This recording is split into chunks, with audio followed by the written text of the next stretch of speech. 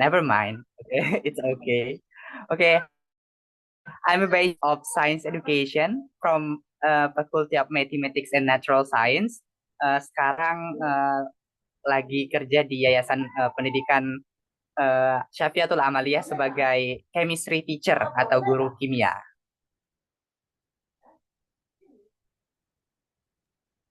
Berarti sekarang kesibukannya Kak Ali itu jadi guru ya? Nah, Iya, sekarang lagi ngajar. Sekarang udah masuk libur ya kan untuk anak sekolah. oke, gimana ya? Ini langsung ke pertanyaan atau basa-basi dulu?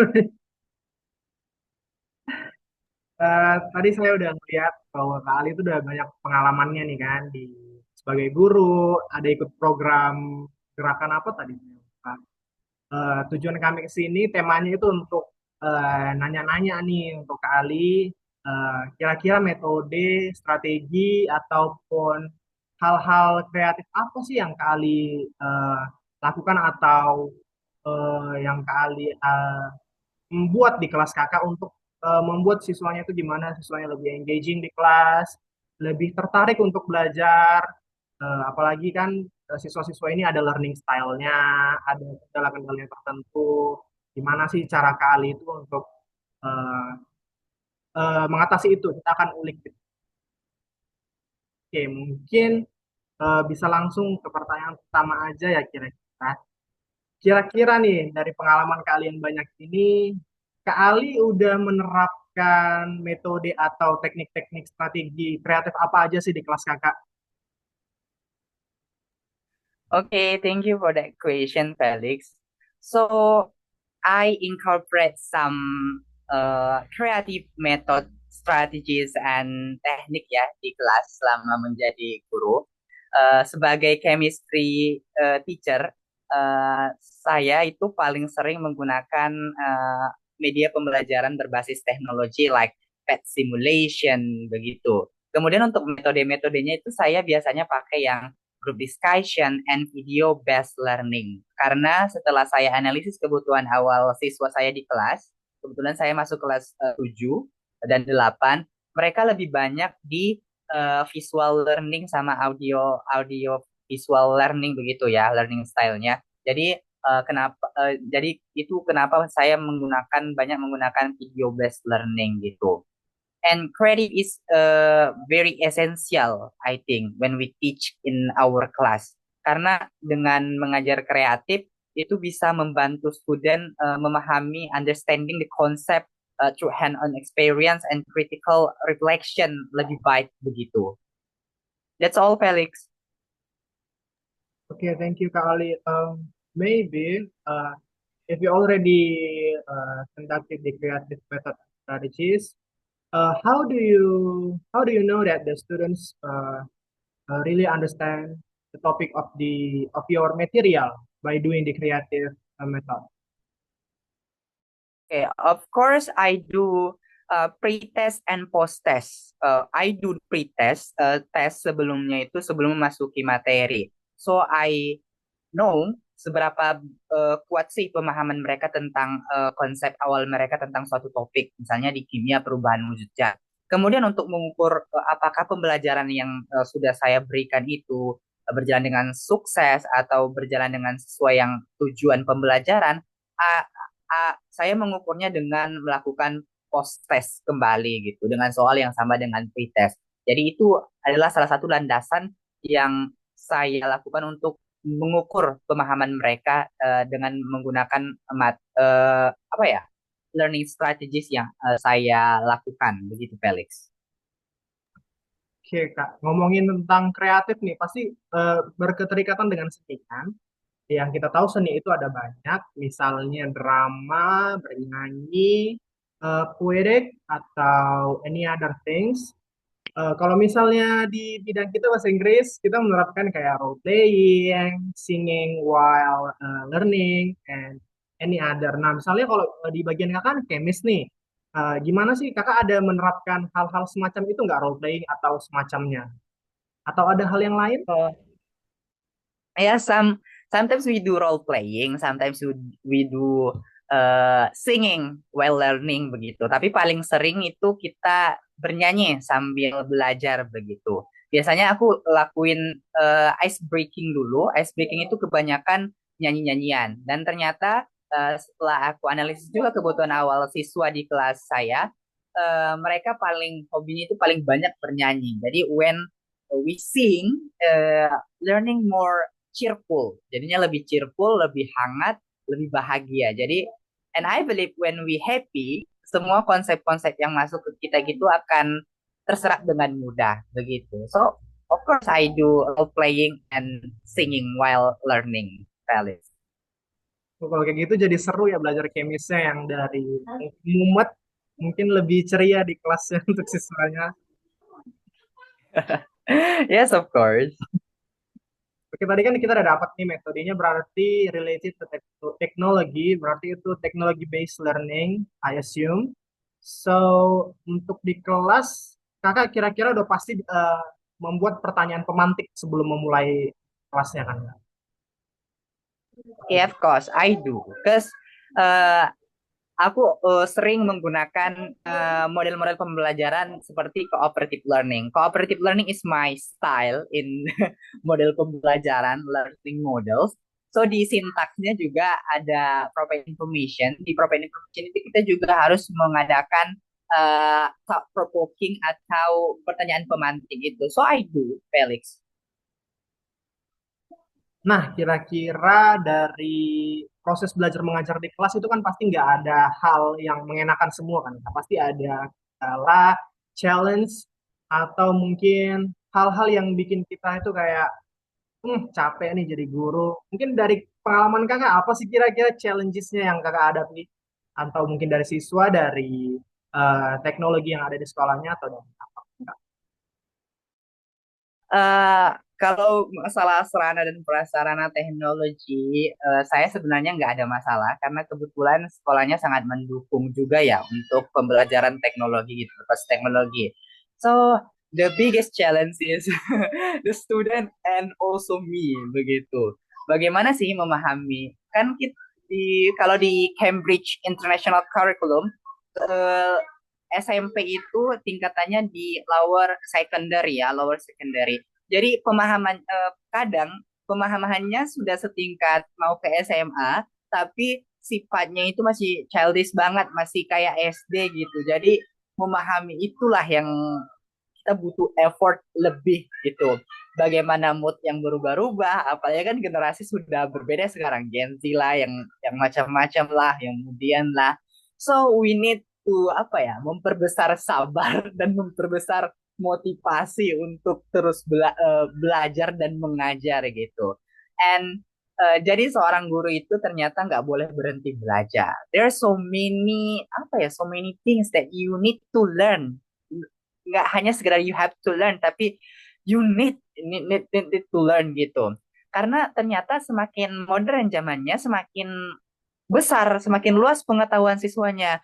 Dulu waktu aku SMP kayaknya belum ada deh pertanyaan ini. Rupa-rupanya pas kita udah ngajar di era yang sekarang, muncul pertanyaan-pertanyaan yang nggak disangka-sangka gitu. Jadi tantangannya itu dari muridnya sendiri dan juga kitanya untuk memperluas lagi cakrawala berpikir kita. Felix, that's all.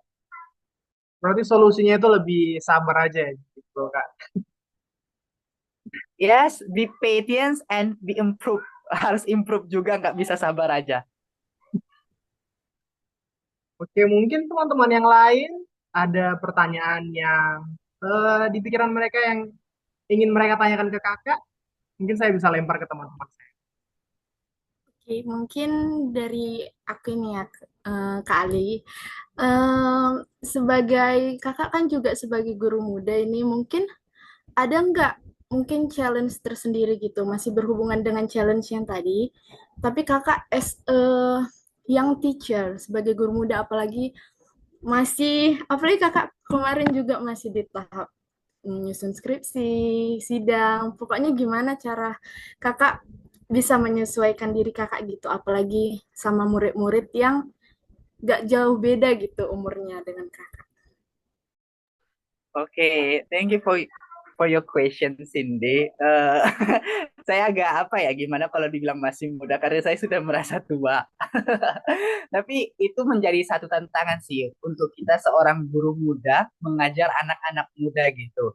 Karena respect mereka terhadap kita agak kurang gitu. So we need to make a space between us and them begitu. Jadi kita harus buat jarak gitu. Jangan terlalu dekat, tapi jangan terlalu jauh juga. Murid sekarang kalau terlalu jauh, eh, mereka nanti merasa nggak enak. Kebetulan di sekolah kami itu juga ada evaluasi murid untuk guru. Jadi harus pandai-pandai juga bagaimana menjalin hubungan yang baik. Tapi jangan terlalu dekat, nanti kita malah disepelein sama mereka. And berbicara tentang masa-masa skripsi, sebetulnya saya baru keterima di baru-baru ini sih di YPSA. So sewaktu skripsian juga belum ngajar gitu, belum masuk ke sekolah yang baru ini. So nggak ada masalah sewaktu mengajar dengan skripsi sih. Oke, thank you Kak Ali. Mungkin bisa nggak Kakak ceritain dikit gimana Kakak itu merancang tugas atau latihan untuk siswa-siswanya? Nggak cuman untuk meningkatkan pemahaman mereka tentang materi itu, tetapi juga gimana supaya mereka itu bisa berpikir kritis dan makin interest gitu dengan materi yang Kakak berikan. Oke, thank you Cindy. So, ini berkenaan juga dengan riset saya ya. So, I do pengembangan media pembelajaran, sebenarnya game-based learning media gitu. Jadi, aku selalu berangkat dengan analisis kebutuhan awal dulu. Setiap aku ngajar materi yang baru, di kelas yang baru, di sekolah yang baru, aku akan berusaha, sorry, sorry maaf dengan keributan ya, banyak anak-anak di sini. aku aku selalu analisis kebutuhan awal dan rata-rata Gen Z sekarang ternyata lebih suka pembelajaran dengan strategi ya, sambil bermain gitu, bermain sambil belajar. So I create media permainan tapi juga untuk belajar gitu. Seperti yang aku barusan kembangin itu ada media Monopoly Development. Jadi dia permainan monopoli tapi berbasis materi pembelajaran. Kemarin aku ngembangin di biologi material, biologi konsep. Jadi strategi-strateginya itu menyesuaikan zaman aja sih, menyesuaikan si murid juga. Dan kunci pembelajaran yang paling baik itu menurut saya ya, kita sesuaikan dengan muridnya, bukan kita sesuaikan dengan kitanya gitu. Karena zaman di kita sama zaman mereka itu beda gitu. Jadi sesuaikan zaman, sesuaikan sama murid itu sih. Oke, Kak Ali, mungkin berarti kalau dari yang aku tangkap nih, yang Kakak terapkan itu lebih ke game-based learning ya, Kak. Karena memang siswa suka yang seperti itu, terkhususnya Gen Z gitu. Nah, saat Kakak menerapkan game-based learning ini, ada nggak tantangan khususnya gitu, Kak? Beda mungkin dengan tantangan yang tadi, ini tantangan yang lebih ke game-based learning-nya itu. Mungkin ada tantangan Oke. tersendiri. Ternyata ada beberapa permainan yang ada di zaman aku tapi tidak ada di zaman anak-anak sekarang gitu. Jadi butuh apa ya? Butuh usaha kerja keras untuk memahamkan mereka terhadap permainan-permainan yang ada di zaman aku begitu. Dan aku juga harus berusaha memahami permainan-permainan yang ada di zaman sekarang gitu. So that's the challenge when you develop a best game learning media. Kalau boleh tahu Kak, itu gamenya gimana gitu ya Kak? Karena kan chemistry kimia gitu. Kalau kebetulan kalau aku dulu ya pas SMA SMP gitu, pas pelajaran kimia itu nggak ada game gitu Kak. Mungkin kalau misalnya nyanyi ada gitu kayak yang tabel periode itu kan Kak, itu aku memang ada nyanyinya. Tapi kalau buat game kira-kira itu gimana ya Kak? So I integrate chemistry concept with my media. Tetap menggunakan monopoli. Kemarin aku buatnya, so I integrated with a QR code. Jadi nanti kita bermain monopoli seperti biasa, tapi kartu-kartu kesempatan, uang-uangnya itu diganti dengan kartu-kartu materi. Misal, kalau kita melakukan perubahan wujud benda. Nanti kartu pilihannya itu ada benda-benda yang apakah dia solid, gas, or liquid, dan mereka harus melakukan pemetaan terhadap itu. Nanti juga ada kartu petunjuk untuk mereka jika berkesempatan gitu. Dan di setiap blok di Monopoly itu bakal ada QR code yang berisi materi-materi, baik berupa video, articles, atau petunjuk untuk soal-soal yang mereka akan hadapi di garis finish begitu, Sin. So apa ya, mereka berlomba-lomba gitu untuk memenangkan siapa yang jadi juara pertama gitu. Jadi mereka merasa tertantang, keinginan mereka untuk belajar, berpikir kritis dan lain sebagainya juga ikut meningkat gitu. Terus Kak, ada nggak kira-kira dari metode pembelajaran Kakak itu, nggak harus yang game-based learning, yang kira-kira menurut Kakak kurang efektif gitu, atau kurang bisa meningkatkan minat pembelajaran siswa? Oke, kalau yang sekarang yang paling yang aku juga udah mulai tinggalin ya, just apa ya, metode ceramah mungkin ya, ceramah aja nggak dua arah itu ternyata tidak seefektif itu, murid mulai ngantuk gitu. Sekarang ternyata Gen Z juga critical thinkingnya itu tinggi banget loh. Apa-apa dikritik, penampilan aja dikritik, apalagi materi pembelajarannya kan. Jadi metode ceramah sekarang kayaknya udah nggak bisa lagi, nggak suitable lagi untuk generasi this generation gitu. Selain itu mungkin yang nggak terlalu efektif, rasa aku cuma apa ya, kita buat eh LKPD tapi nggak berbasis sesuatu gitu. Worksheet, student worksheet gitu yang nggak berbasis sesuatu. Kalau yang dia konvensional aja ternyata nggak semenarik itu lagi. Murid tuh nih kerjanya sekarang asal-asalan kalau hanya konvensional worksheet aja. Jadi harus kita gabungin sama metode-metode lain. Neither apakah dia pakai model pembelajaran like PJBL atau PBL atau cooperative learning itu nggak boleh tok konvensional worksheet aja sih. Oke, keren banget sih Bang Ali. Terus khususnya kayak masih guru muda, tapi menurut aku udah luas banget gitu ininya gitu, cara berpikirnya. Nggak heran sih. Mungkin yang lain ada yang mau nanya mungkin.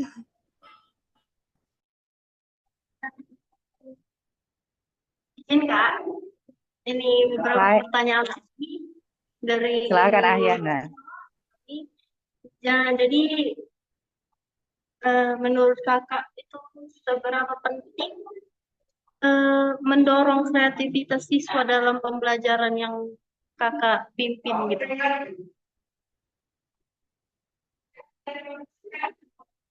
Oh, boleh diulang? Ahyana boleh diulang? Agak kepotong tadi. Oke, jadi seberapa penting menurut Kakak mendorong kreativitas siswa dalam pembelajaran yang Kakak pimpin itu? It's very very important, Ahyana, I think ya, sebagai guru apa ya? Bukan, belum guru profesional ya, saya kira, karena saya masih minim pengalaman.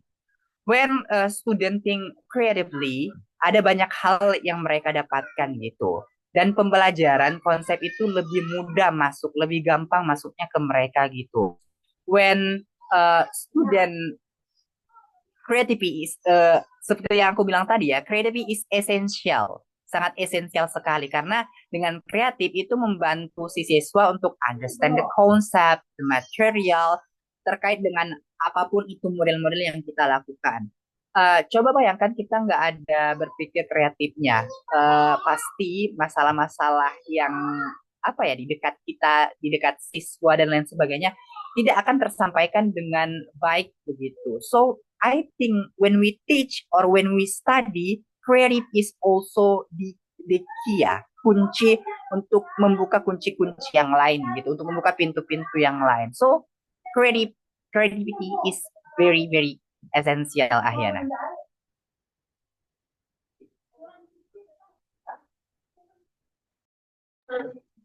Terus Kak, kalau dari yang Kakak bilang tuh kan tadi penting. Jadi pendek Maaf ya Kak, dari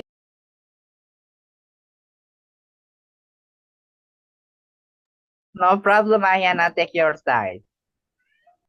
jadi Kak, menurut Kakak pendekatan kreatif yang Kakak gunakan di kelas itu berdampak nggak pada nilai dan pencapaian siswa? Kayak mungkin ada yang dari males, terus karena metode yang Kakak pakai dia jadi lebih aktif gitu, atau yang lain Kak? Yep, of course, sangat-sangat berdampak ya. Karena kita juga belajar dari guru sebelumnya yang menggunakan pendekatan yang kita bilang kurang kreatif lah ya. Ternyata nilai akhir ujian di mata pelajaran kemisnya itu rendah begitu, bahkan hampir 50% tidak mencapai KKM gitu. Nah, when I come, I do apa ya pendekatan yang lebih kreatif, interaktif, lebih best game learning begitu.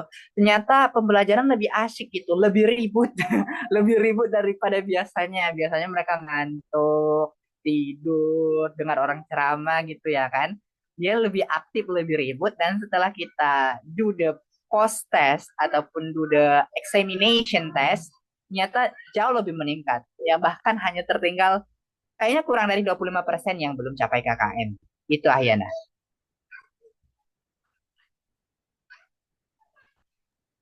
Nanti dari yang apa Kakak lakukan untuk pembelajaran siswa-siswa itu cukup efektif ya Kak? Yes, it's effective Ahyana.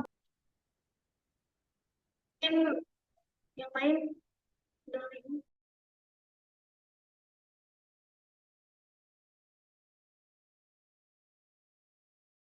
Mungkin untuk Dina, ada nggak pertanyaan untuk Kak Ali? Oke, ada Kak.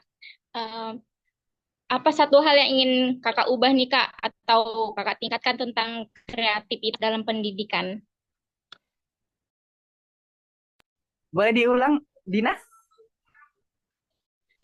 Apa satu hal yang ingin Kakak ubah atau tingkatkan tentang kreativitas dalam pendidikan?